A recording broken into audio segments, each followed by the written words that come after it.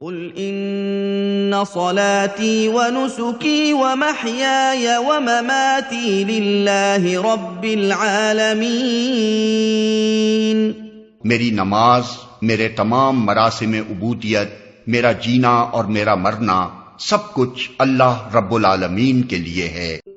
قل ان صلاتي ونسكي ومحياي ومماتي لله رب العالمين۔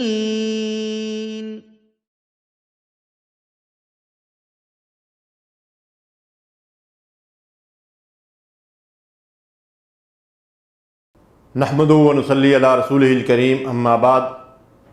اعوذ باللہ من الشیطان الرجیم۔ لن ینال اللہ لحومها ولا دماؤها ولکن ینالہ التقوی منکم۔ اللہ کے پاس نہ تمہارا گوشت پہنچتا ہے نہ خون، بلکہ اس کے پاس تمہارا تقوی پہنچتا ہے۔ محترم سامعین کرام، گفتگو کا موضوع ہے قربانی کے مسائل و احکام۔ سب سے پہلی بات تو ہمیں یہ سمجھ لینی چاہیے کہ ہم قربانی کریں یا کوئی اور نیک کام، اس میں خالص اللہ کی رضا مطلوب اور مقصود ہو۔ وما امروا الا ليعبدوا الله مخلصین لہ الدین، اور ہم نے ان لوگوں کو اس کے سوا کوئی حکم نہ دیا تھا کہ اطاعت کو اللہ کے لیے خالص کر لیں۔ تو کسی بھی عمل کی قبولیت کے لیے اللہ کے ہاں دو شرطیں ہیں۔ ایک شرط تو یہ ہے کہ وہ عمل خالص اللہ کی رضا کے لیے ہو، نیت کا خلوص، انما الاعمال بالنیات، اعمال کی قبولیت کا دارمدار نیتوں پہ ہے۔ اور دوسری شرط یہ ہے کہ وہ عمل شریعت کے قاعدے اور ضابطے کے مطابق، نبی کریم صلی اللہ علیہ وسلم کی ہدایات اور تعلیمات کے مطابق ہو، تو اس عمل کو اللہ تعالیٰ کے ہاں شرف قبولیت حاصل ہوتا ہے۔ اگر کوئی اور مقصد ہے، مثلا ریاکاری ہے، شہرت ہے، ناموری ہے، جیسے آج کل کیا ہوتا ہے کہ قربانی کے جانوروں کی نمائش لگتی ہے، اونٹ اور دمبے اور بکرے،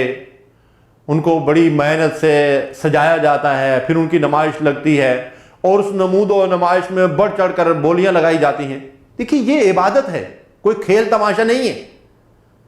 تو اگر کوئی آدمی مطلب یہ ہے کہ شہرت کے لیے کہ اس نے مطلب یہ ہے کہ 50,000 کا جانور تھا، لیکن چونکہ اس کی بناوٹ اور سجاوٹ ایسی تھی اور اس کی حرکات ایسی تھی، اس کی شکل و شباہت ایسی تھی، اس وجہ سے اس نے مطلب ہے کہ اس کو لاکھ میں یا 2 لاکھ میں خرید لیا، اور خدا نخواستہ یہ شہرت اور ناموری اگر مطلب یہ ہے کہ مقصد ہے، تو اللہ کے ہاں تو اس کا کوئی مقام نہیں ہے،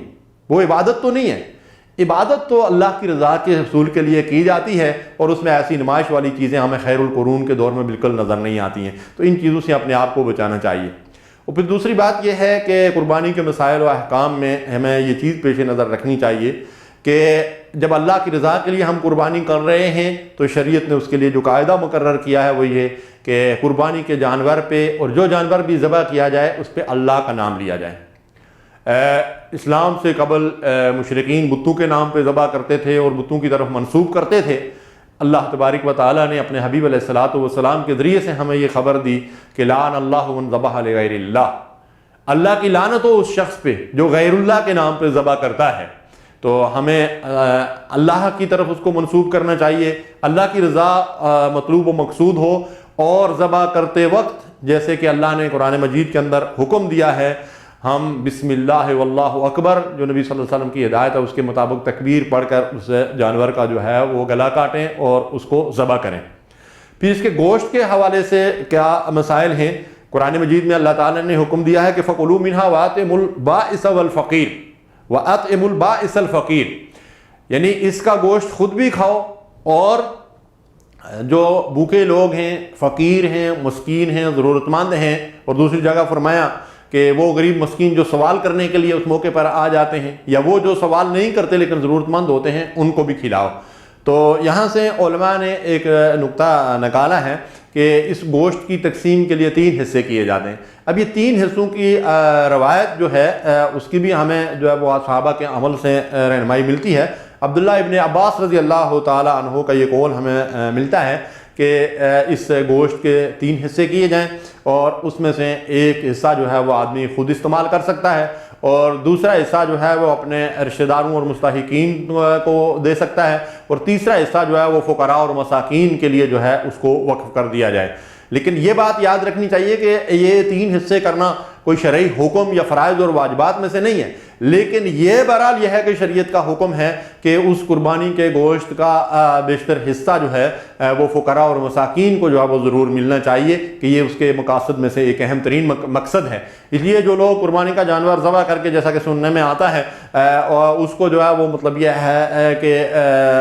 جو ہے وہ فریجوں کے اندر جو ہے وہ رکھ لیتے ہیں اور جو ہے وہ اس کو کتنے عرصے تک جو ہے وہ اس کو استعمال کرتے رہتے ہیں، تو اس کے بجائے اگر محتاج اور ضرورت مند لوگ ہیں تو ان کے اندر تقسیم کر دینا افضل اور بہتر ہے۔ تو قربانی کے مسائل میں سے ایک مسئلہ یہ بھی ہے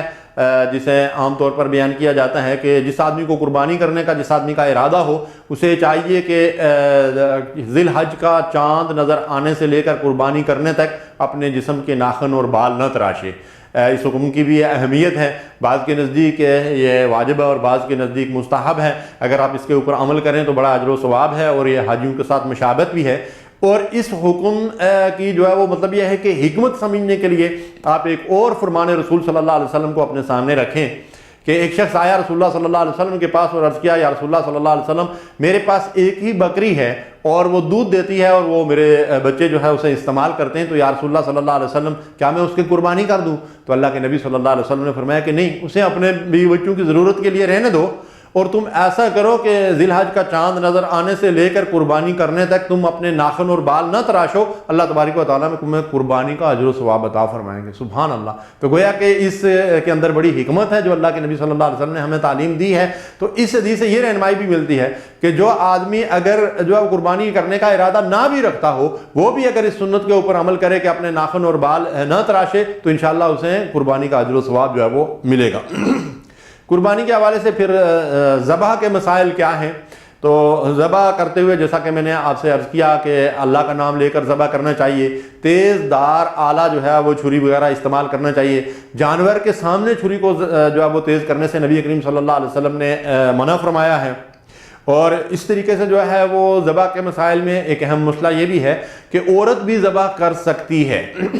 ممکن ہے فقہی طور پر مطلب یہ ہے کہ اس میں کچھ اختلاف ہو، لیکن حدیث سے ہمیں یہ رہنمائی ملتی ہے کہ نبی کریم صلی اللہ علیہ وسلم کے سامنے ایک مسئلہ آیا کہ ایک جانور کو ایک عورت نے تیز دار پتھر سے ذبح کر دیا، تو اللہ کے نبی صلی اللہ علیہ وسلم نے فرمایا کہ وہ ذبیحہ صحیح ہے اور اس کا گوشت جو ہے وہ کھایا جا سکتا ہے۔ اور اسی طرح ابو موسیٰ اشعری رضی اللہ تعالیٰ عنہ اپنی بیٹیوں کو اس بات کا حکم دیتے تھے کہ اپنی قربانی کے جانور کو وہ خود اپنے ہاتھ سے ذبح کریں۔ تو ایک صحابی رسول اور مشہور صحابی رسول ہیں ابو موسیٰ اشعری رضی اللہ تعالیٰ عنہ، جو قرآن کے بہت بڑے قاری اور حافظ تھے، تو انہوں نے اپنے بیٹیوں کو حکم دیا کہ وہ اپنے ہاتھ سے خود قربانی کا جانور ذبح کریں۔ تو اس کا مطلب یہ ہے کہ شریعت سے ہمیں یہ رہنمائی ملتی ہے کہ عورت بھی ذبح کر سکتی ہے۔ اور اسی طریقے سے جو ہے وہ قربانی کے سلسلے میں ہاتھ سے ذبح کرنا اس کو افضل قرار دیا گیا ہے، اور کسی دوسرے آدمی سے بھی ذبح کروایا جا سکتا ہے، اور اس موقع پر اگر آدمی قربانی کرنے والا آدمی جانور کے پاس کھڑا ہو تو یہ افضل اور بہتر ہے۔ اور کسی کو وکیل بنا کر بھی قربانی کروائی جا سکتی ہے، کسی دوسرے آدمی کو جو ہے وہ اپنی نیابت میں اسے کہا جا سکتا ہے کہ وہ میری طرف سے قربانی کر دے، اور اسے پیسے دے کر اختیار دیا جا سکتا ہے۔ اور وہ آدمی ضروری نہیں ہے کہ اسی ملک میں ہو جہاں آپ ہیں، کسی دوسرے ملک میں بھی آپ کسی کو نائب بنا سکتے ہیں اور قربانی جو ہے وہ کروا سکتے ہیں۔ قربانی کے جانوروں کی جو خاصیت بیان کی گئی ہے اس میں اللہ تبارک و تعالیٰ نے فرمایا کہ چوپائے جانوروں پر اللہ کا نام لو، یعنی ان کی قربانی کرو، جس میں اونٹ کی قربانی کو نبی کریم صلی اللہ علیہ وسلم نے سب سے افضل قرار دیا ہے۔ اور روایات سے پتہ چلتا ہے کہ نبی صلی اللہ علیہ وسلم کو اگر اونٹ دستیاب ہوتا تھا تو پھر وہ اونٹ ہی کی قربانی کو ترجیح دیتے تھے۔ تو اس کے بعد پھر یہ ہے کہ دوسری قربانیاں ہیں جس میں گائے ہے، بیل ہے، بھینس اور بھینسا ہیں، اور دمبا، بکرا، بکری اور مینڈا اور بھیڑ وغیرہ ہیں۔ تو ان سب جانوروں کی جو ہے وہ قربانی کی جا سکتی ہے، اور چھوٹے جانوروں میں 1 حصہ اور بڑے جانوروں کے اندر جو ہے وہ 7 حصے اور اونٹ کے اندر 10 حصے رکھنے کی روایت بھی جو ہے وہ ہمیں ملتی ہے۔ جانور جو ہے وہ جتنا خوبصورت ہو، جتنا صحت یاب ہو، جتنا پلا ہوا ہو، موٹا تازہ ہو، اتنا افضل اور بہتر ہے کہ نبی کریم صلی اللہ علیہ وسلم خوبصورت جو ہے وہ مینڈوں کا انتخاب کیا کرتے تھے قربانی کے لیے، اور کوئی عیب جانور کے اندر نہ ہو۔ انتہائی لاغر اور کمزور جانور ہو تو اس کی قربانی نہیں کرنی چاہیے، اور عیب دار ہو، مطلب ہے کہ اس کے سینگ ٹوٹے ہوئے اور واضح عیب نظر آتا ہے، کان کٹے ہوئے ہیں، یا یہ ہے کہ اگر اس کے تھان ہیں تو ان میں سے کوئی تھان جو ہے وہ کمزور ہے یا خراب ہے، تو ایسے جانور جس میں کوئی واضح عیب ہو اس کی بھی قربانی جو ہے وہ نہیں کرنی چاہیے۔ تو اس طرح اچھی چیز اللہ کی راہ میں جو ہے وہ قربان کرنی چاہیے۔ ایک قربانی اگر آدمی کرے اور اس میں اپنے سب اہل خانہ کو شریک کر لے تو حدیث کی روح سے اور نبی صلی اللہ علیہ وسلم کے جو ہے فرمان کی روح سے وہ قربانی صد کو کفایت کرتی ہے۔ مثلا ایک آدمی ہے، وہ کوئی جانور چھوٹا لے کر ذبح کرتا ہے یا کسی جانور میں حصہ رکھتا ہے، اور وہ یہ کہتا ہے کہ یہ قربانی میری طرف سے اور میرے اہل و عیال کی طرف سے ہے، تو انشاءاللہ اس کے اہل و عیال کی طرف سے یہ قربانی کافی ہوگی۔ لیکن جو ہے وہ اگر ہم اجتماعی طور پر دو چار بھائی اکٹھے رہ رہے ہیں، جوائنٹ فیملی سسٹم میں ایسا ہوتا ہے، اور وہ سب کما رہے ہیں اور ان کے پاس جو ہے مطلب یہ ہے کہ حیثیت ہے، تو پھر وہ سب اگر اپنی اپنی قربانی کریں تو زیادہ افضل اور بہتر ہے۔ لیکن ایک آدمی ایک قربانی اپنی اور اپنے اہل و عیال کی طرف سے کر سکتا ہے، اور ان سب کی طرف سے انشاءاللہ وہ ایک قربانی جو ہے وہ کفایت کرتی ہے۔ قربانی کے مسائل میں ایک چیز یہ بھی ہے کہ ہم ایصال ثواب کے لیے بھی قربانی کرتے ہیں، یعنی قربانی اپنی طرف سے اور کسی دوسرے کی طرف سے، زندہ انسان کی طرف سے بھی کی جا سکتی ہے۔ اس میں ایک چیز تو یہ نوٹ کرنے کی ہے کہ بعض لوگ جو وہ اپنی طرف سے قربانی نہیں کرتے اور دوسروں سے قربانی کروا لیتے۔ جی میں نے اپنی طرف سے پچھلے سال کی تھی تو اس دفعہ میں اپنے والد کی طرف سے قربانی کر رہا ہوں، والدہ کی طرف سے کر رہا ہوں، بیوی کی طرف سے کر رہا ہوں۔ یہ نقطۂ نظر صحیح نہیں ہے۔ جو آدمی صاحب حیثیت و صاحب استطاعت ہے اس کو سب سے پہلے اپنی طرف سے قربانی کرنی چاہیے، اور اس کے بعد دوسری قربانی، جیسا کہ نبی کریم صلی اللہ علیہ وسلم نے فرمایا کہ یہ قربانی میرے اور میرے اہل و عیال کی طرف سے ہے، اور یہ قربانی میری امت کے ان لوگوں کی طرف سے ہے جو قربانی کی استطاعت نہیں رکھتے۔ تو اس کا مطلب یہ ہے کہ سنت سے یہ بات ثابت ہے کہ پہلے آپ اپنی قربانی کریں، اور اس کے بعد جو ہے وہ دوسری قربانی آپ کے والدین عزیز و اقارب جو زندہ ہیں ان میں سے کسی کو استطاعت نہیں ہے اور آپ چاہتے ہیں کہ وہ اس اجر و ثواب کے اندر شریک ہوں، اور اللہ نے آپ کو توفیق اور استطاعت دی ہے، تو آپ ان کو پیسے دے دیں کہ وہ بھی اپنی طرف سے قربانی کر لیں۔ اور اگر کسی مردہ کو ایصال ثواب کے لیے آپ قربانی کرنا چاہتے ہیں تو اس میں علماء کی رائے یہ ہے کہ اس قربانی کا سارا گوشت جو ہے وہ صدقہ کر دیا جائے تو یہ افضل اور بہتر ہے، کیونکہ آپ کسی کو ایصال ثواب کے لیے کر رہے ہیں تو وہ در حقیقت ہے ہی صدقہ، تو اس سارے گوشت کو جو ہے وہ صدقہ کر دیا جائے تو وہ افضل اور بہتر ہے۔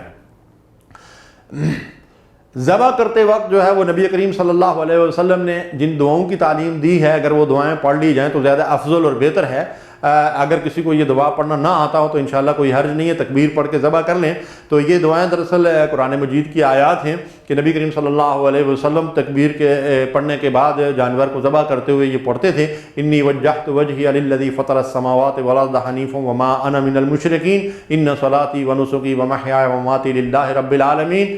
لا شریک لہ وبذالک امرت وانا اول المسلمین۔ اور اس کے بعد اللہ کے رسول صلی اللہ علیہ وسلم فرماتے تھے اللہم ان ھذا منک ولک اللہم تقبل منا، کہ یا اللہ یہ قربانی کا جانور تیرا ہی دیا ہوا ہے اور تیری رضا کے لیے اس کو میں نے قربان کیا ہے اور ذبح کیا ہے، اور اللہ میری طرف سے اس کو قبول فرما۔ تو یہ کلمات تھے جو نبی کریم صلی اللہ علیہ وسلم